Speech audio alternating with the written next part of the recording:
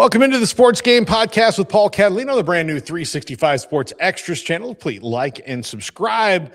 Most of the time, we are famously, seriously unserious about sports, but sometimes we have to get serious about something. And I wanted to kind of start a segment where we do address an issue that is pretty common or pretty in the news. And Sam Ehrlich, Boise State college business and economics, joins us. Former lawyer, he says ex-lawyer. I don't know. Can you ever stop? I mean, you're not practicing law anymore. You're teaching, but you went to law school. You passed the bar. You're never not a lawyer. Like you just have stopped filing briefs and stuff. Yeah, I think that's a good way to put it. Definitely a situation where I don't practice as a lawyer anymore, I think is kind of the way to put it and the way they kind of do it.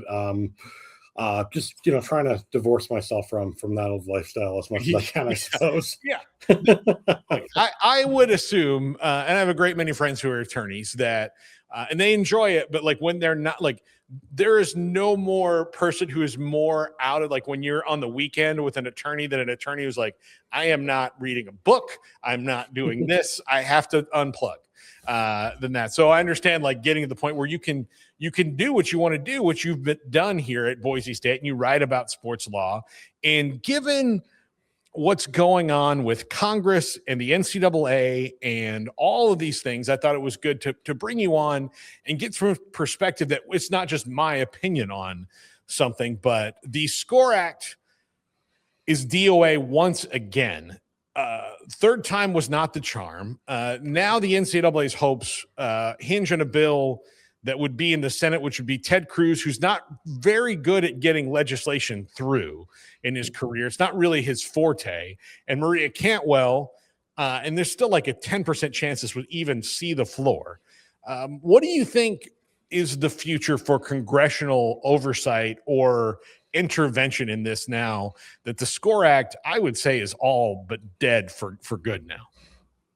Yeah, I mean, we've said that the SCORE Act is dead before, so maybe it'll make a grand comeback, and try for a fourth time. But I think at this point, we kind of know, and I think everyone involved is well aware of the difficulties of trying to get the SCORE Act through. The fact that it's become very partisan legislation, it's become really kind of a bill that's been really mostly just supported by those, on the Republican side of the equation. And with the midterms coming up and, the president getting very involved with college sports through his roundtable and through his executive orders, it's just a situation where, if you're on the Democratic side of the equation, it's not something you necessarily want to, at least especially for the SCORE Act, because that's so much kind of considered to be the kind of the Republican legislation. It's not necessarily something you want to support. I think your 10% is probably spot on here for the Cantwell and Cruz bill, because we don't know what's in it yet. We don't know necessarily what it does differently from the SCORE Act, but I think the chances of getting any legislation through Congress right now, college sports or otherwise, is going to be pretty slow. Yeah, and for just people who wonder about why the SCORE Act has failed, I would just say that given any bill in the history of the United States, that unless you have an overwhelming supermajority, if it does not at least compromise on something, it is never going to make it through, because all of these people have to go back to their districts and say, like, okay, well, this is why I voted for this, or this is why I couldn't stop it. And it is in no way pro-athlete at all, except for they can make money, but we still get to put guardrails on the money they can make, but there's no guardrails on the money we make. Yeah, pretty much. And I think the drafters of the SCORE Act, I think through negotiation, they've really tried to make it bipartisan. They've, issued reforms regarding health and safety that apply to, the top revenue earning schools. They've seemingly been very open to negotiations to a certain extent about adding certain things like Cody Cantwell's revenue sharing plan, for example. While it's not in the SCORE Act as written as it offered, it's kind of an open secret at this point that if it were to pass through the House, it would be potentially added in after negotiation during Senate proceedings. But still, it would still just the bare bones of this bill. The foundation of this bill is very unplayer friendly. Is very kind of against the interests of at least the the more powerful players and the more kind of seen players in this equation. So I think getting it through Congress would have been, I mean, getting it through the House clearly was not something that was going to happen, but getting it through the Senate was just never going to happen. No, absolutely not, especially not filibuster proof at 60 votes. So, why? I know why they want to go back to their old revenue model or as close as they can to it. What do you think is going to take for them? Because my stance on this is expand all the playoffs you want and do all those things if it makes sense, but you're going to find yourself back here fighting with the players unless you collectively bargain first. Because we're going to do 24 teams in the playoff, fine, whatever. I can't stop it. I don't like that idea, but whatever, it happens. But what you're going to find is, okay, now there's more people at the table television-wise, so that money's going to go up. Do you think the players are just going to be look, hey, we went from zero to all these millions? I mean, I don't think they know how commerce works, and that, like, okay, if there's more money, everybody's going to want it. Yeah, and I think if you look at like the NFL, for example, they recently went to 17 games, but the players are part of that conversation. The players were part of that conversation because of collective bargaining and because it's a revenue conversation. And all these conversations, when you have them, are in professional sports leagues, are part of these collective bargaining agreements. They're part of these collective bargaining negotiations. And that is a very hard and fast rule. The players are always going to have a say on this. And for the NCAA, they want to do it where, yes, there's some say. There's some players, with the Student Athlete Advisory Committee who are at the table in some of these discussions, but they don't have much of a voice, and more importantly, they don't have a legally protected voice like unions do in collective bargaining negotiations and relationships. And that, I think, is something that very much needs to happen. Of course, there are a lot of barriers to getting to collective bargaining, including, well, the players have to unionize first. But I think that has to be, especially at the upper tier sports, especially at the high revenue sports, and especially as these sports, look to get more revenue in while also crying about, kind of runaway spending, which, certainly related to each other, kind of a, chicken and the egg type of situation to a certain degree. But the more and more, you have these unilateral decisions by the league, the NCAA in this case, or by the Division I committee in this case, the more you're going to see outcry, in support of the players in this relationship.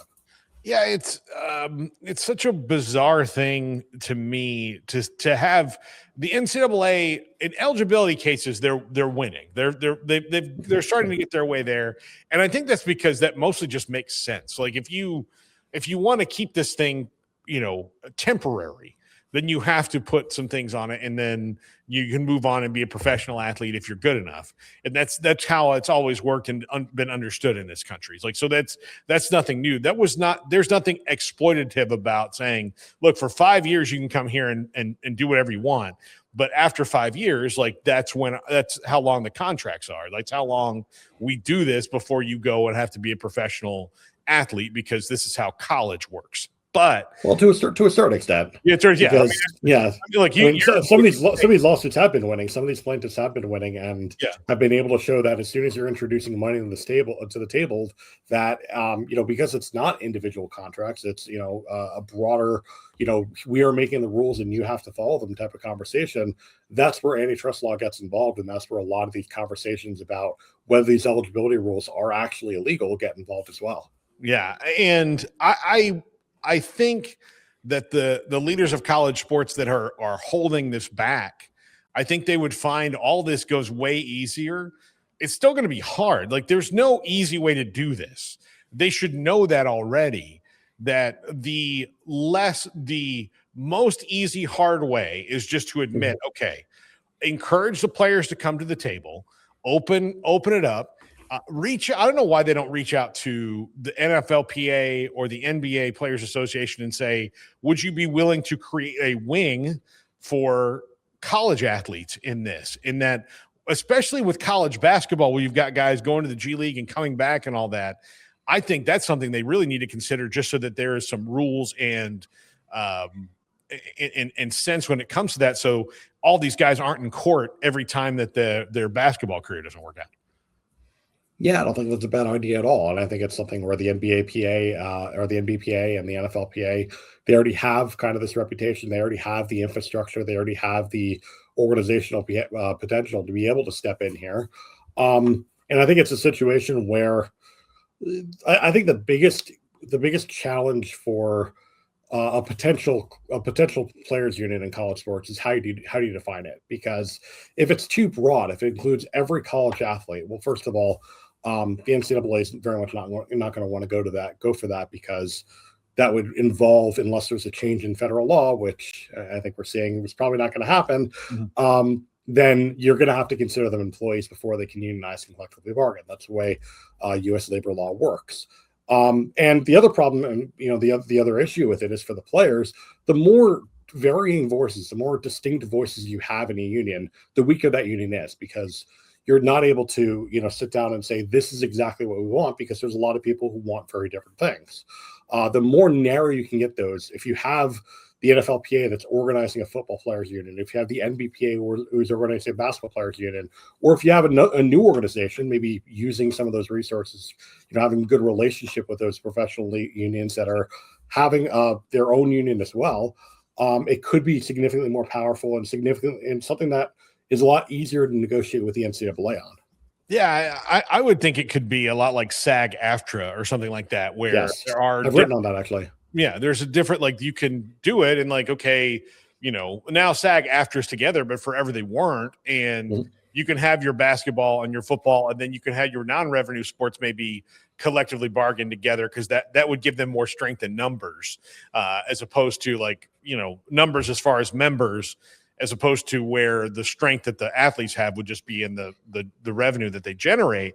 So what is the most reasonable path forward now, or what do you see happening? Um, Again, if you're hinging it on one bill getting through a Congress and a midterm election, I don't care. Like, the political climate now is as crazy and wild as it's ever been in the United States of America. But even then, like, midterm elections in the most calm time, like, this is when stuff gets shelved, because one, they're all out campaigning, and two, nobody, like, this is not the time where you take a stand on things. This is the time where you pretend like you have, so that people vote you back in. Yeah, I think that's a really good point. I think that really illustrates the challenge of right now trying to get a bill through Congress.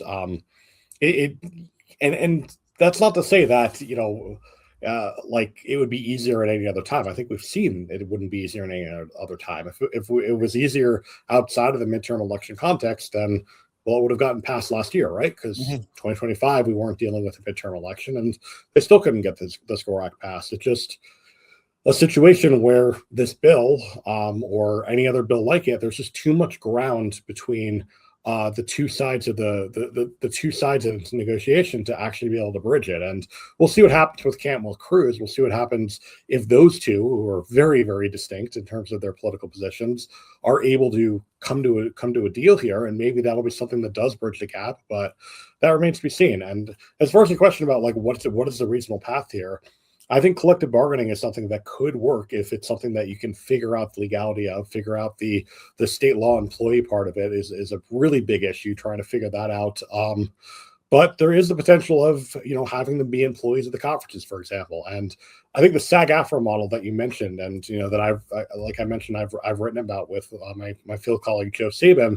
I think that's a really, really good path, because the way that, for those unfamiliar, the way that collective bargaining agreement works is you have one overarching collective bargaining agreement that's very general, very kind of vague, and they're able to have more local negotiations on more distinct, specific terms at the local level for both the specific industries and for specific areas as well. And I think that is the path that could really work for a very distinct college sports ecosystem. Well, yeah, because they don't just produce movies in one spot. They don't just play Sure. sports in one spot. So, there's different things in different spots of the country for that. Just like there are different things and different costs in different states.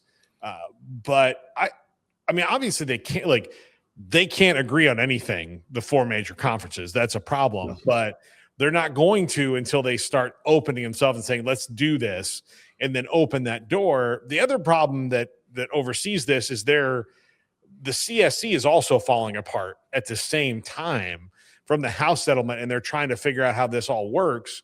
But how did this is more of just like an ethical question of they just have to admit, like, okay, we're going to sign up for something. We're going to say these are the rules. We're going to make sure that we're not going to get sued on these rules. We're going to build this out, because right now they're kind of trying to yes and this thing, and I don't think that that's working. Well, it's an ethical question, but it's also a legal question as well. Very much a legal question as well, because just the practical reality of it is, for a thing like the College Sports Commission and the House settlement, everyone thought that when the House settlement was passed, that it would finally mean stability. It would finally mean enforceable rules. It would finally mean you have this entity that's able to step in and control a lot of the space in a way that had really kind of lost control over the past 5 years. But that's clearly not the case. And it's not the case because, again, the practical reality here is that the House settlement can only bind the players and the schools, conferences, and the NCAA. It cannot bind outside actors like third-party NIL providers, like boosters, like state attorneys general, like we're seeing with Nebraska threatening a lawsuit. It is only as strong as kind of the members inside it want it to be. And even then, it's only as strong as the members inside of it want to be. When you have tests where, Nebraska and Playfly are kind of stretching the boundaries here. And yes, the College Sports Commission won that arbitration case, but we have another hearing on June 10th in front of Magistrate Judge Cousins, who has appointed the special master here, as to whether Playfly in general should be considered, and other MMR companies in general should be considered associated entities. If they're not, then the House settlement doesn't apply to them at all. So, that arbitration case you can basically throw out. So, Again, I mean, it's all interpretation. It's all how far does the settlement actually go? And even if we have a situation where Judge Cousins rules in favor of the College Sports Commission here, that doesn't mean that Playfly, a third party here who's not bound by the settlement, can't, if they want, file an antitrust lawsuit and argue that they're being left out of this market that they were not a party to. Yeah. Also, it doesn't mean that they can't just rewrite those same deals with the broad. Sure. I mean, that's the other thing here, is that I don't think that there's a straight up win for the CSC here, because they, first of all, didn't tell anybody what the rules were. So everybody's making up that they go. But then wouldn't that just mean like, okay, you've now told my legal team, here's what I can do. So now I'm going to write this in the broadest sense of this so that I don't have to keep coming back here. So this, I mean, at the end of it, even if they lose, they can still win, because now they've had a judge say, well, you can't do that. But if you do this, and then they just find a way to do that because the judge said it, that's what I would be doing if I were Playfly, is just waiting to hear. There's no bad news for me here unless you just completely lose, which I don't think that that's possible. Yeah, and not even just the judge saying it. The College Sports Commission, in its own press release announcing the arbitration win, said that themselves. They said, the Playfly and University of Nebraska and these Nebraska athletes are free to resubmit deals that better fit the confines here. And, I think there's significant room. I think that you probably already have these negotiations, these conversations going on in Nebraska and in the Playfly offices about how they can restructure the deals to make them compliant, to make them fair market value and for a valid business purpose. And I don't think it's that much of a stretch. I don't think it requires that much change to what they're doing right now to get there. I think the CSC could solve their own problems if they just told everybody what the rules were. Like, that would help. Not clear, because I've interviewed coaches and I say, okay, what are the rules? Do you know them? Because I can't find a place where I can sit down and read them all when it comes to this. And all of them to a man have been like, when you find it, text me. Like, please let me know, because we don't comply. Like, they go to compliance and they ask, and compliance is like, we got to get back to you. We don't know. Like, we think it's this, but hold on, we've got to find it. And then it gets to the point where, like, well, hell, just do it anyway. Like, what's the worst that can happen now? And that's really no way to run anything. And you have an athletic director at Boise State, Jeremiah Dickey, who's a very good friend of mine. I've known him for a very long time. One thing I know about Jeremiah is he's a very common sense person. And I think that you have a bunch of these, I think it's athletic directors, I think, are, because they are boots on the ground, is where the presidents are more theoretical and it comes to everything, the athletic directors are ready to like, hey, everything you guys are telling us to do, please stop.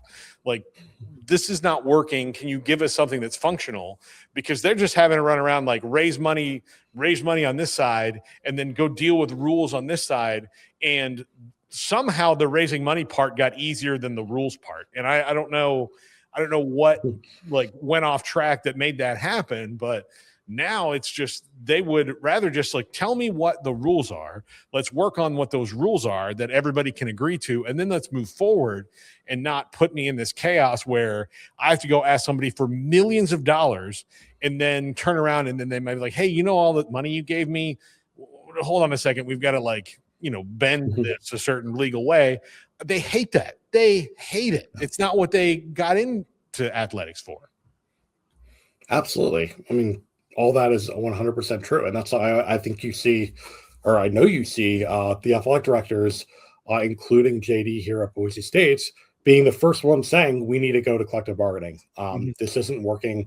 We need to have clear rules. We need to have enforceable rules because, you know, the CSC, the College Sports Commission, can come out and say, here's what the rules are. And, you know, I think a lot of athletic directors and coaches are going to kind of look at it and say, just like you said, well, we're just not going to follow that because you don't have the power to necessarily enforce it because there's going to be an attorney general lawsuit or there's going to be all these various different things. And the reason why we don't see that in professional sports is because professional sports are collectively bargained. And again, I am by no means saying that getting to collective bargaining is going to be an easy path. I've been very, very outspoken to a certain extent among my circles saying, yeah, no, there's a lot of barriers to get to collective bargaining, including convincing the players, the athletes, the employees in this case, potentially, that they even want to collectively bargain, that they even want to unionize. Yeah. I think we're starting to get to that point. I think we're starting to get to the point where there is, especially the more and more unilateral decisions we're seeing from the NCAA and from the conferences. I think we're getting to the point where there is significant incentive for the players to collectively bargain here, to unionize here. But still, I mean, even then, organizing a bunch of 18 to 22-year-olds or, you know, given eligibility cases, let's say 18 to 26-year-olds, it's still a major challenge. Yeah. Last thing before I let you go, and I think of it like building the Hoover Dam. Like there's probably 1,000 different ways they could have built the Hoover Dam. And at none of them did they go, oh, this is going to be easy no matter what. Like they found the best way to do it. Like that's the motto they haven't gotten to yet. So with all of these TV deals expiring 3 or 4 years from now, how much does that complicate the issue of student athlete employment and all these different things that could, because you've got this other deal coming down the line that's going to throw potentially billions more dollars into this? Well, it complicates it significantly because you see the same kind of things in the professional leagues as well. When there's a huge influx of money, when there's, you know, structural change, and you don't necessarily see the structural change in the professional sports like you do in college sports, because what do we always see when we see these new TV deals? There's always some amount of realignment that goes along with it to a certain extent. But whenever you see that kind of structural change, whenever you see that influx of money in the professional sports, the players want a piece of it. The players deserve a piece of it. The players want to get back to the collective bargaining table and do it. And right now, we don't have that collective bargaining table. It doesn't exist right now. But just simultaneously, especially as more money goes into college sports, and you can assume that more money is going to go into college sports, there's going to be more and more push to do something that's not only sustainable, that's not only governable, that's not only, you know, something that's consistent and stable, but also something that gives the players a significant and legally protected voice here. Sam Ehrlich, Boise State College of Business and Economics, and of course, go read everything he writes. Where can they find you, Sam? Yeah, you can find me at Twitter at Sam C. Ehrlich. My last name is spelled EHRLSCH. I guess it'll be in the description there. I also run a website called the College Sports Litigation Tracker, collegesportslitigationtracker.com, where I break down and kind of provide updates on as many of these lawsuits as I can find. And I'm also on a podcast called Unilateral Decisions, along with Mike Walsh, Joe Nickel, a bunch of Dominic Sheridan, a bunch of these bunch of former athletic administrators. It's a great conversation with my very outside perspective, kind of legally inclined perspective, with their boots on the ground perspective. I definitely encourage you all to check it out. I will absolutely give it a listen. You're speaking my language here when it comes to the content, because I'm always trying to learn. Like I'm a sportscaster and comedian by trade. I've learned all this just by reading about it from people like you. So it is you're doing important work, because you've got, like, the issues to most fans are, well, I just want to see my team be good. How do I make my team be good? And that's all that they care about. They don't care about the details of it. And I think it's important that they know, because it's ultimately their money that they're spending on this. Whether you are a big-time donor, or you're just a season ticket holder, or someone who is buying a television package so you can watch Boise State because you live outside of it. Tell JD I said hello. He's one of my favorite people of all time. Yeah, he's unbelievable guy and done a great job there at Boise State. And we miss him terribly down here. Sam, thank you so much. This is the Sports Game Podcast with Paul Catalina on 365 Sports Extras.